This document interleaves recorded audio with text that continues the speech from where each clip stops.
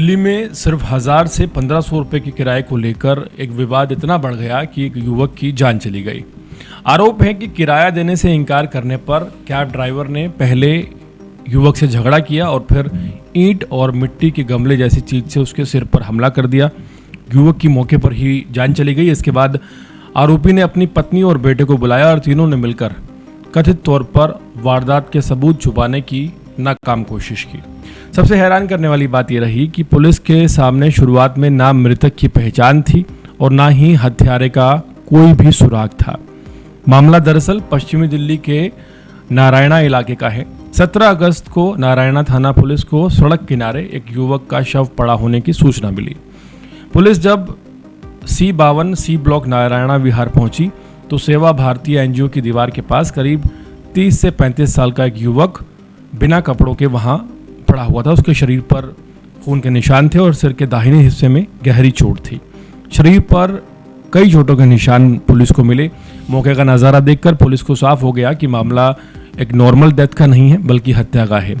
आसपास जिस तरह के सबूत मिले वहां ईंटें और मिट्टी के बर्तन जैसी कोई चीज़ के टूटे हुए टुकड़े भी पड़े हुए थे। मृतक के पास कोई दस्तावेज तक नहीं मिला जिससे उसकी पहचान नहीं हो सकी। हालांकि पुलिस को एक अजीब लेकिन अहम सुराग वहां से मिला। मृतक के बाएं हाथ पर दिल के आकार में टैटू बना था जिसमें तीर के साथ आनंद और रेनू नाम लिखे हुए थे। पुलिस ने शव को दीनदयाल अस्पताल भिजवाया जहां उसे मृत घोषित कर दिया गया। इसके बाद नारायणा थाने में हत्या की एफआईआर तुरंत दर्ज कर ली गई। मामला पूरी तरह से एक ब्लाइंड केस था। ना कोई चश्मदीद, ना मृतक की पहचान, ना कोई दस्तावेज, ना आरोपी का पता। ऐसे में पुलिस ने घटनास्थल के आसपास लगे सीसीटीवी कैमरे को खंगालना शुरू किया। एक संदिग्ध मारुति इको पुलिस की नज़र में आई जो वारदात के आसपास के समय उस इलाके में दिखाई दी थी।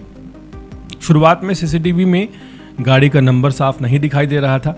पुलिस ने एक कैमरे की फुटेज पर निर्भर रहने के बजाय अलग अलग रास्तों के कैमरों की फुटेज जोड़नी शुरू की और करीब 500 सीसीटीवी फुटेज खंगाल ली गई।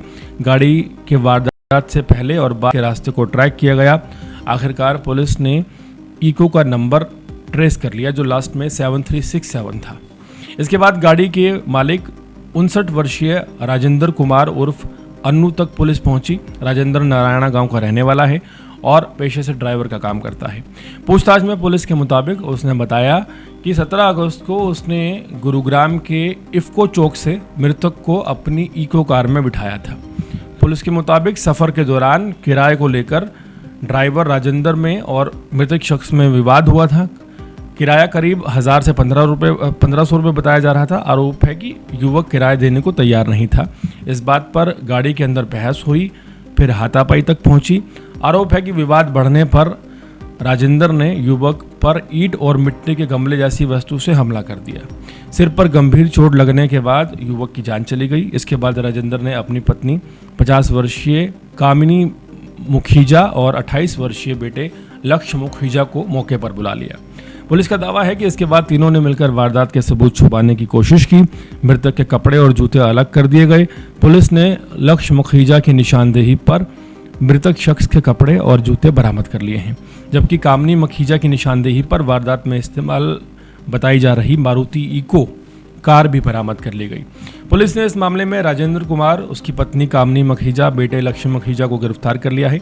राजेंद्र की उम्र 59 साल, कामनी की 50 साल और लक्ष्य की उम्र 28 साल है। पुलिस के मुताबिक एफआईआर दर्ज होने के करीब 4 घंटे के अंदर ही मुख्य आरोपी तक पहुंच बना ली गई।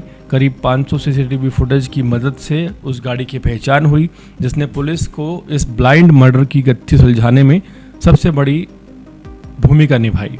फिलहाल सबसे बड़ा सवाल मृतक की पहचान को लेकर है। उसके हाथ पर आनंद और रेनू नाम का टैटू मिला है, लेकिन पुलिस अभी तक यह पक्के तौर पर पता नहीं लगा सकी है कि वो कौन था।